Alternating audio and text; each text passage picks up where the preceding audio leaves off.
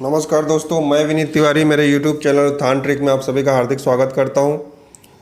तो आइए एसीएफ की रीजनिंग श्रृंखला में आज चालू करेंगे हम सीजीपीएससी और एसीएफ एग्ज़ाम के लिए सिलोगिज्म, जिसे हिंदी में न्याय निर्गमन कहा जाता है।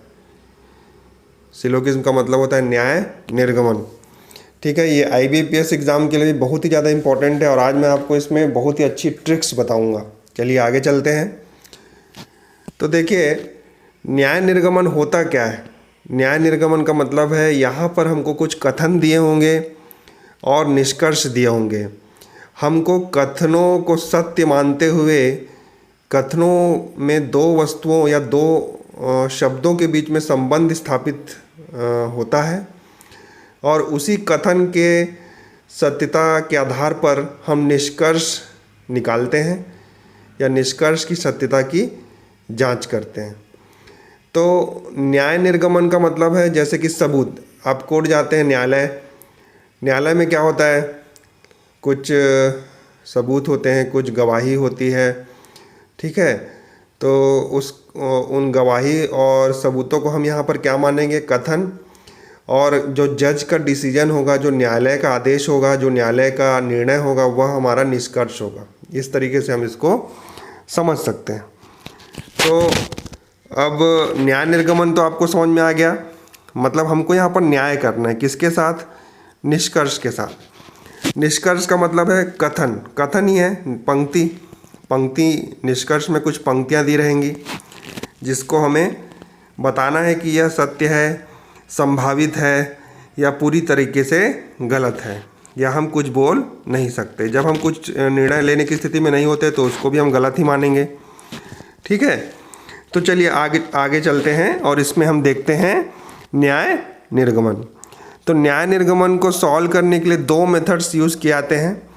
पहला होता है वेन आरेख विधि, वेन डायग्राम विधि बोलते हैं इसे। और दूसरा होता है बहुत ही प्रचलित और बहुत ही ट्रिकी मेथड है 50-100 विधि, 50-100 विधि बोलते हैं इसे। तो चलिए आज देखते हैं न्याय निर्गमन को। सबसे पहले मैंने लिखा हुआ है, इस प्रकार के प्रश्नों में कुछ कथन दिए होते हैं और उन कथनों के आधार पर हम निष्कर्ष को चेक करते हैं कि वो ट्रू है या फॉल्स है। तो वेन आरेख विधि में कथनों को वेन डायग्राम के द्वारा, वेन आरेख के द्वारा प्रदर्शित करते हैं। ठीक है, जबकि 50-100 विधि में हम कुछ कोडिंग यूज़ करेंगे। 50 और 100 की शब्दों को हम कुछ कोड देते हैं और उस कोडिंग के कुछ नियम होते हैं, उसके आधार पर हम 50-100 विधि को सॉल्व करते हैं। तो चलिए सबसे पहले वेन डायग्राम विधि देखते हैं। तो वेन डायग्राम विधि में हम कोई भी चीज़ जो दी रहेगी कथन में, हम उसको सर्कल के द्वारा प्रदर्शित करेंगे। ठीक है, जैसे कि कुछ भारतीय छत्तीसगढ़िया है। ठीक है, तो यहाँ पर भारतीय और छत्तीसगढ़िया दो चीज़ों के बीच में संबंध बता रहा है। तो भारतीय का एक सर्कल होगा और छत्तीसगढ़िया का एक सर्कल होगा और दोनों में किसका संबंध है, कुछ शब्द का संबंध है। तो कुछ का मतलब होता है थोड़ा, तो दोनों सर्कल में कुछ का इंटरसेक्शन होगा। तो इस तरीके से हम देखेंगे चीज़ों को, स्टेप बाय स्टेप हम देखते हैं। सबसे पहला कथन है कुछ ए बी है, सम ए इज बी। इंग्लिश में बोलेंगे सम ए इज बी। तो सबसे पहले मैंने अभी बोला हमेशा कथन में दो चीज़ों के बीच में संबंध होगा। यहाँ पर दो चीज़ें क्या है, ए और बी। तो ए के लिए एक सर्कल और बी के लिए एक सर्कल। और यहाँ पर कुछ का मतलब है थोड़ा सा, दोनों के बीच में क्या होगा, कुछ भाग कॉमन होगा। कुछ का मतलब होता है कॉमन। तो यहाँ पर ए का कुछ भाग बी के साथ कॉमन है। सिंपल वर्ड्स में बोलो तो ए का कुछ बी में भी आएगा। तो ए का कुछ पार्ट किस में आएगा, बी में। एग्जाम्पल यहाँ पर मैंने दिया है कुछ एशिया भारत है कुछ एशिया भारत है। तो एशिया का एक गोला हो गया, भारत का एक गोला हो गया। एशिया का कुछ हिस्सा भारत में आता है, तो एशिया का कुछ हिस्सा ये भारत में आएगा। कुछ भारत पाकिस्तान है, तो भारत का कुछ हिस्सा किस में आएगा, पाकिस्तान में आएगा। जिसे हम क्या बोलते हैं, POK। ये एग्जाम्पल है जस्ट। ठीक है, अब आगे देखते हैं। सभी ए बी हैं, सभी ए बी हैं। तो देखिए जब भी सभी ए बी हैं यानी कि सारे के सारे ए किस में आएंगे, बी में आएंगे। ठीक है, जैसे कि मैं बोलूँ सभी तिवारी ब्राह्मण हैं, सभी तिवारी ब्राह्मण हैं। एक स्टेटमेंट मैं एग्जांपल के लिए ले रहा हूँ, आपको समझ में आ जाएगा क्योंकि मैं विनीत तिवारी हूँ। तो तिवारी, सभी तिवारी किस में आते हैं, ब्राह्मण में आते हैं। तो तिवारी ये तिवारी वाला गोला और ब्राह्मण। ठीक है, तो तिवारी किसका हिस्सा हो गया? ब्राह्मण का, यानी कि सारे के सारे तिवारी किस में आएंगे? ब्राह्मण। तो ब्राह्मण का गोला बड़ा हो जाएगा, होगा कि नहीं? ब्राह्मण का गोला बड़ा हो जाएगा और तिवारी का गोला छोटा हो जाएगा। उसी तरीके से सभी ए बी में आएंगे, यानी ए का गोला छोटा, बी का गोला बड़ा। क्लियर है सभी को? चलिए आगे देखते हैं। सभी छत्तीसगढ़िया भारतीय हैं। छत्तीसगढ़ का गोला छोटा, भारतीय का गोला बड़ा। क्लियर है? इसी तरीके से हम आगे देखते हैं। कथन 3, कोई ए बी नहीं है। कोई ए बी नहीं है। जब इस तरीके का स्टेटमेंट आता है तो समझ जाइए कि इन दोनों के बीच में दूर दूर तक कोई कनेक्शन नहीं होगा। इसीलिए हम एक लाइन के द्वारा प्रदर्शित करें, इनके बीच में कोई संबंध नहीं होगा। कोई बिहारी छत्तीसगढ़िया नहीं है, इस तरीके से। बी फॉर बिहारी, सी जी। कोई भारतीय पाकिस्तानी नहीं है। इंडियन पाकिस्तान। क्लियर है? इंडियन पाक, यानी कि दोनों सर्कल एक दूसरे को टच नहीं करेंगे। उसके बाद देखिए, कुछ ए बी नहीं है। कुछ ए बी नहीं है। ये अच्छे क्वेश्चन हैं, इसको हम बाद में देखेंगे। मैं जस्ट अभी समझाऊंगा, नेक्स्ट क्लास में मैं इसको डिटेल में बताऊंगा। ए का कुछ भाग बी में नहीं आएगा। ए का कुछ भाग बी में नहीं आएगा, या बी के साथ किसी प्रकार से संबंध नहीं बनाएगा। देखिए, एक सर्कल है, यहाँ पर ये वाला पोर्शन, ये मान लेता हूँ मैं ए का कुछ भाग यही है, डैश्ड पोर्शन, और ये डैश्ड पोर्शन ए का यह भाग बी में नहीं आएगा। मतलब बी के साथ किसी प्रकार से संबंधित नहीं होगा, यानी कि पॉसिबिलिटी के रूप में भी यह संबंध नहीं बनाएगा। क्लियर सभी को? देखिए अब एक क्वेश्चन देखते हैं। सभी ए बी हैं, सभी बी सी हैं, कुछ सी डी हैं। अब निष्कर्ष दिया है यहाँ पर, सभी ए सी हैं, कुछ बी डी हैं, कोई ए डी नहीं है, कोई सी ए नहीं है। मैंने आपको अभी सॉल्व करना बताया वेन डायग्राम से। सभी ए बी हैं। सबसे पहले सिर्फ इसका डायग्राम बनाता हूँ मैं। ठीक है, सभी बी सी हैं, सेकंड वाले का। कुछ सी डी हैं। ये तीनों स्टेटमेंट का मैंने डायग्राम अलग अलग बना दिया। अब इसको ज्वाइंट कर देते हैं तो हमारा डायग्राम कैसा होगा? फाइनल डायग्राम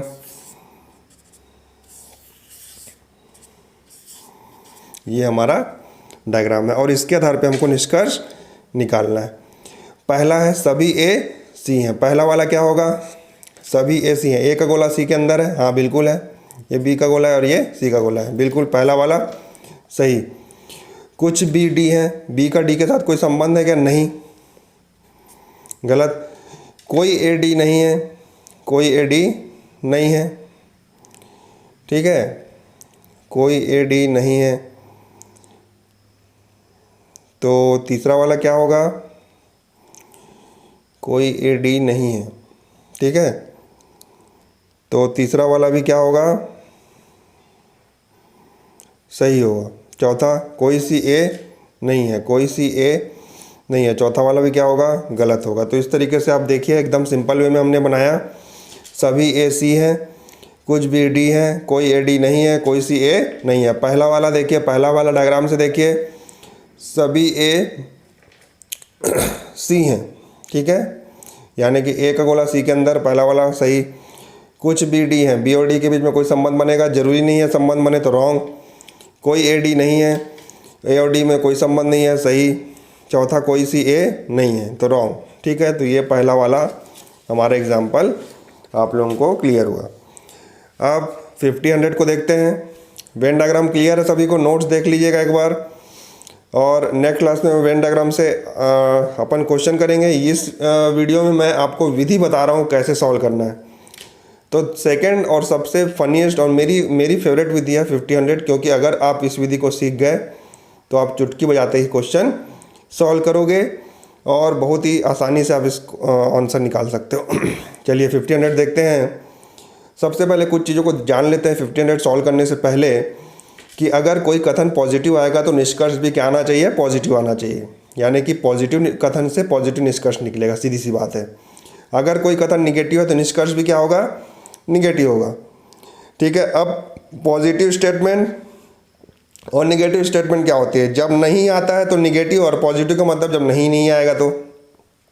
जैसे कि सभी पेन पेंसिल है, कुछ पेन पेंसिल है, और एग्जाम्पल के लिए ये सभी क्या हो गए पॉजिटिव। लेकिन निगेटिव क्या होगा, कुछ पेन पेंसिल नहीं है, कोई पेन पेंसिल नहीं है कोई राम रमेश नहीं है। तो इस तरीके का जब नहीं आता है, जब भी नहीं आएगा तो वो निगेटिव, और जब नहीं आएगा, जब नहीं होगा तो पॉजिटिव। तो देखिए पॉजिटिव प्लस पॉजिटिव क्या होगा, पॉजिटिव निष्कर्ष निकलेगा। पॉजिटिव और निगेटिव निगेटिव, निगेटिव निगेटिव कोई निष्कर्ष नहीं। तो यानी कि जब दोनों निगेटिव आएंगे तो नो कंक्लूजन, और एक निगेटिव आएगा तो निगेटिव ही आएगा। क्लियर है सभी को? चलिए आगे देखते हैं। कोडिंग, कोडिंग इसका नाम ही क्या है 50-100, यानी कि कोडिंग क्या होगी 50 और 100 ही में होगी। यानी कि आपको कोडिंग याद रखना है, 50 और 100 की कोडिंग होती है। लेकिन कैसे होगी कोडिंग, तो देखिए ऑल सभी के साथ जो शब्द आएंगे उसमें 100 और 50 की कोडिंग होती है। हमेशा 2 शब्द आते हैं तो 2 ही कोड होंगे। तो सभी के बाद जो शब्द आएंगे उसमें क्या लिखेंगे, सबसे पहले वाले शब्द में 100, सेकंड वाले में 50। जैसे कि एग्जांपल के लिए सभी आदमी कार है, सभी आदमी क्या है कार है, तो आदमी में 100 और कार में 50। मान लेते हैं कुछ का कोड क्या होगा 50-50। तो कुछ राम या कुछ कार मोटर है, तो कार में 50, मोटर में 50। नहीं का मतलब 100, नहीं का मतलब नो का मतलब 100। सम नॉट, कुछ नॉट का ऑल का उल्टा 50-100, 100-50 का उल्टा 50-100। कोई आदमी कार नहीं है, नहीं आया नो, तो 100-100। कुछ आदमी कार नहीं है, सम नॉट का कोड क्या होता है 50-100। ठीक है, तो कोड आपको याद रखना है।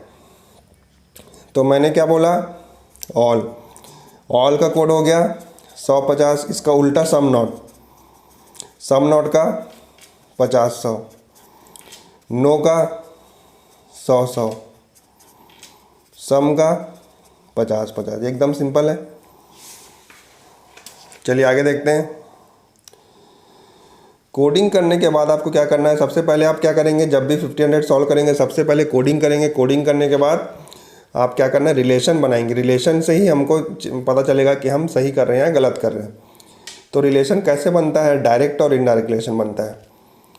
सबसे पहले निष्कर्ष के शब्दों को आप पकड़ेंगे और उस शब्दों से हम उसको चेक करेंगे कि क्या कथन में बन रहा है रिलेशन, डायरेक्ट या इनडायरेक्ट। कथन से चेक करेंगे।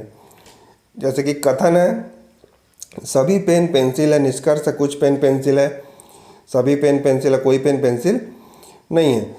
तो यहाँ पर देखिए निष्कर्ष क्या है, पेन और पेंसिल। तो पेन और पेंसिल, पहला निष्कर्ष को जब चेक करेंगे तो पेन और पेंसिल एक लाइन में आ रहे हैं, क्या आ रहे हैं, एक ही लाइन में।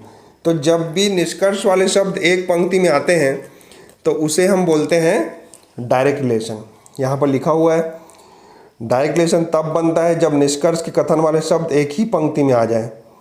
ठीक है, तो जब एक ही लाइन में अगर निष्कर्ष वाले शब्द आपको मिलेंगे तो वहाँ पर डायरेक्ट रिलेशन बनेगा। याद रखिएगा, यदि कथन वाली पंक्ति उसी रूप में सेम टू सेम निष्कर्ष में कॉपी पेस्ट हो जाए या सेम टू सेम आ जाए तो कथन हमेशा निष्कर्ष के रूप में 100% गलत माना जाता है। क्यों? क्योंकि हम न्याय निगमन पढ़ रहे हैं। न्याय निगमन में हमको हर चीज़ डिराइव करनी है। कोई भी चीज़ हमको रेडीमेड आसानी से मिलेगी तो वो गलत मानी जाएगी। इसके बाद देखते हैं इनडायरेक्ट रिलेशन। इनडायरेक्ट रिलेशन में क्या होता है, मर्ज करते हैं हम चीज़ों को। 2 लाइन को मर्ज करके जब रिलेशन निकालते हैं तो उसे बोलते हैं इनडायरेक्ट रिलेशन। मान लेते हैं एक क्वेश्चन है, कुछ राम नरेश है, सभी नरेश मोहन है, और निष्कर्ष में क्या बोल रहा है, कुछ राम मोहन है। तो देखिए राम मोहन एक पंक्ति में आ रहे हैं कि यहाँ पर नहीं आ रहे हैं। जब राम मोहन एक पंक्ति में नहीं आ रहे तो हम 2 लाइन को मिलाकर उनको रिलेशन बनाते हैं। याद रखिएगा, हमेशा इनडायरेक्ट रिलेशन बनाने के लिए एक कॉमन वर्ड उभयनिष्ठ शब्द की ज़रूरत पड़ती है। जैसे कि यहाँ पर कौन है, नरेश, और उस नरेश के कोड में सिंगल 100 होना चाहिए। कम से कम कितना 100 होना चाहिए, सिंगल 100। एक 100 से काम चलेगा, दोनों 100 होगा तो भी कोई दिक्कत नहीं है। तो देखिए यहाँ पर मैंने लिखा नरेश कॉमन है, तो यहाँ पर राम और मोहन का संबंध बन गया। क्यों बन गया, क्योंकि यहाँ पर नरेश के पास 100 मिल रहा है। ठीक है, तो याद रखिएगा इनडायरेक्ट रिलेशन तब बनता है जब निष्कर्ष वाले शब्द 2 कथनों में मिले और एक उभयनिष्ठ शब्द द्वारा ज्वाइंट किए जाएं, और उभयनिष्ठ शब्द के पास कितने 100 होने चाहिए, सिंगल 100। चलिए आगे देखते हैं। यहाँ तक तो क्लियर है। रिलेशन बनाने के बाद आप क्या करेंगे, कोडिंग को चेक करेंगे। कोडिंग को चेक कैसे करेंगे, कथन is greater than equal to निष्कर्ष, यानी कि कथन का जो कोड है वो या तो निष्कर्ष के कोड के बराबर हो या उससे ज़्यादा हो। याद रखिएगा, कथन का कोड कभी भी कम नहीं होगा। कथन का कोड हमेशा वैल्यू में ज़्यादा या बराबर होगा निष्कर्ष के कोड से। इसको आप इस तरीके से समझ सकते हैं, salary is greater than equal to खर्च या एक्सपेंडिचर। सैलरी हमेशा एक्सपेंडिचर के बराबर होगी या उससे ज़्यादा होगी। सैलरी ज़्यादा कोई खर्च करेगा क्या, नहीं करेगा, वो तो इम्पॉसिबल कंडीशन है। क्लियर है। अगर आपको 100 रुपये मिलता है तो आप 100 रुपये ही खर्चा करोगे ना, कि 120 रुपये खर्चा करोगे। खैर उधारी वाला केस यहाँ पर नहीं लेना है हमको, ठीक है। तो चलिए एक एग्जांपल देखते हैं। यहाँ पर कुछ कथन दिए हैं और उसको हम पूरे इस क्वेश्चन को पूरा सॉल्व करेंगे। कथन, सभी मीन गुलाब है, सभी गुलाब ट्यूलिप है, सभी गुलाब लोटस है, सभी लोटस ट्यूलिप है। ये निष्कर्ष दिया है, सभी मीन गुलाब है, सभी ट्यूलिप गुलाब है, कुछ ट्यूलिप लोटस है, सभी मीन गुलाब है। देखिए सबसे पहले मैंने क्या बताया रूल, मीन और गुलाब को पकड़ लो, निष्कर्ष। सबसे पहले हम किसको चेक करेंगे, इसको। तो मीन और गुलाब, क्या मीन और गुलाब एक ही पंक्ति में आ रहे हैं कहीं पर, हाँ एक ही पंक्ति में आ रहे हैं। कथन 1 में पहली पंक्ति द्वारा क्या बनेगा, यहाँ पर डायरेक्ट रिलेशन बनेगा। डायरेक्ट रिलेशन में क्या करेंगे आप, कथन is greater than equal to निष्कर्ष। तो मीन को देखिए सबसे पहले, मीन में कथन में कितना है 100, इसमें 50, 100 ज़्यादा है 50 से, बिल्कुल सही। गुलाब 50-50 बराबर है, बराबर होना चाहिए। कथन कभी भी छोटा नहीं होगा, बस याद रखिए। क्लियर है। तो पहला वाला दोनों सही आ गया। जब दोनों सही हो गए तो निष्कर्ष क्या हो गया, सही हो गया। उसके बाद देखिए ट्यूलिप और गुलाब, ट्यूलिप और गुलाब एक ही पंक्ति में आ रहे हैं क्या, हाँ आ रहे हैं। सेकेंड पंक्ति देखिए, तो ट्यूलिप का देखिए 50, यहाँ कितना है 100, गुलाब का 100, ट्यूलिप का देखिए 50। यहाँ कथन में कम हो गया, यहाँ ज़्यादा हो गया, तो ये क्या हो गया, रॉन्ग हो जाएगा। क्या हो जाएगा ये, रॉन्ग। सभी गुलाब लोटस है, गुलाब लोटस एक ही लाइन में आ रहे हैं क्या, सॉरी ट्यूलिप लोटस एक ही लाइन में आ रहे हैं क्या, आ रहे हैं। कथन 4 में ट्यूलिप लोटस आ रहे हैं, लोटस में 100 है, यहाँ 50, ठीक है। लोटस में 100, यहाँ 50, कथन में ज़्यादा है, ठीक है कोई दिक्कत नहीं, 50 और यहाँ कितना है 100, तो ये क्या हो गया, रॉन्ग। तो तीसरा वाला भी क्या हो गया, रॉन्ग हो गया। इसी को मैंने सॉल्व किया है। ट्यूलिप गुलाब डायरेक्ट रिलेशन बन रहा है 2 में, चेक कर लेंगे। कथन हमेशा निष्कर्ष से ज़्यादा होगा। कथन में 50 है, यहाँ पर 100 है, यहाँ पर 100 है, यहाँ 50, गलत हो गया। एक भी गलत मतलब गलत, दोनों को सही होना है। तीसरा ट्यूलिप लोटस डायरेक्ट पंक्ति 4, 50-50-50-50, तो तीसरा वाला सही होगा। 1 मिनट रुक जाइए, 1 मिनट चेक करने दीजिए, तीसरा वाला गलत बोला हूँ मैं।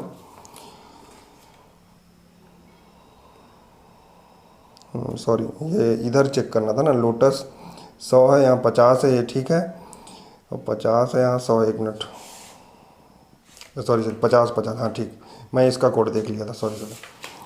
चलिए ठीक है, तीसरा वाला भी सही है। अब एक लास्ट क्वेश्चन, अब आपको मैंने 50-100 को अच्छे से बता दिया। अब एक क्वेश्चन करते हैं, इस क्वेश्चन के द्वारा आपको सारा चीज़ क्लियर हो जाएगा। सबसे पहले मैं इसको 50-100 से बताऊंगा, ठीक है। तो 50-100 में कोडिंग करते हैं, 50-50 50-50, क्यों 50-50, क्योंकि कुछ है।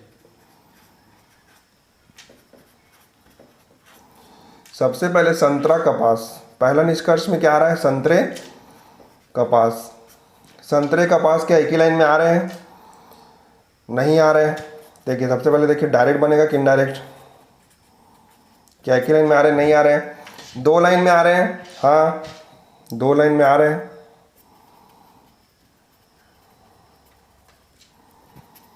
किसके द्वारा, रेशम के द्वारा। रेशम के द्वारा तो बन रहा है भैया, रेशम के द्वारा तो बन रहा है, लेकिन रेशम के पास सिंगल 100 है क्या, नहीं, कोई भी 100 नहीं है इसके पास, तो ये क्या होगा, नहीं बनेगा। क्या होगा, रेशम के पास 100 आ रहा है क्या भैया, डायरेक्ट इनडायरेक्ट में क्या होता है, उभयनिष्ठ शब्द के पास कम से कम 100 होना चाहिए, यहाँ पर नहीं मिल रहा है, तो इसलिए ये दोनों क्या होगा, कोई संबंध नहीं बनेगा। कोई संबंध नहीं बना मतलब रॉन्ग। जब संबंध ही नहीं बनेगा तो कुछ बोलोगे क्या। देखो राम और सीता, अगर राम और सीता के बारे में मेरे को कोई संबंध पता ही नहीं है तो मैं कुछ बोलूँगा क्या? नहीं बोलूँगा उनके रिलेशन के बारे में, तो यहाँ पर ये रॉन्ग हो जाएगा। कुछ कपास रेशम है, कपास और रेशम, सेकेंड लाइन, कुछ कपास रेशम है, तो कपास और रेशम कौन सा कथन? कथन दो द्वारा डायरेक्ट रिलेशन। ये लिखने की जरूरत नहीं है, मैं सिर्फ समझा रहा हूँ, अपन अभी डिटेल में सॉल्व कर रहे हैं। कथन दो द्वारा डायरेक्ट रिलेशन, तो देखिए कपास के पास 50 बराबर है, रेशम रेशम बराबर, तो मैंने क्या बोला? कथन हमेशा निष्कर्ष क्या तो बराबर हो गया बड़ा, तो ये क्या हो गया? सही, दूसरा वाला सही। अब इस क्वेश्चन को वेन डायग्राम से सॉल्व करते हैं। कुछ संतरे रेशम, कुछ संतरे रेशम है, इस तरीके से देखिए, कुछ रेशम कपास, कुछ संतरे कपास है, देखिए कुछ संतरे रेशम है, कुछ रेशम कपास है। अब संतरे और कपास के बारे में बोल रहा है तो हम कुछ भी नहीं बोल सकते वेन डायग्राम से, पहला वाला रॉन्ग। कुछ कपास रेशम है, बिल्कुल सही, पहला गलत दूसरा सही। दोनों विधि में मेरा सेम आंसर आ रहा है और मैं कल की क्लास में आपको सारे के सारे क्वेश्चन को सॉल्व करके बताऊंगा और दोनों विधियों से सेम आंसर ला के दिखाऊंगा और कोई दिक्कत नहीं आएगी हम लोगों को। सभी को क्लियर है? तो आप अपना सजेशन मुझे दीजिए और बताइए मुझे को आपको क्लास कैसी लगी।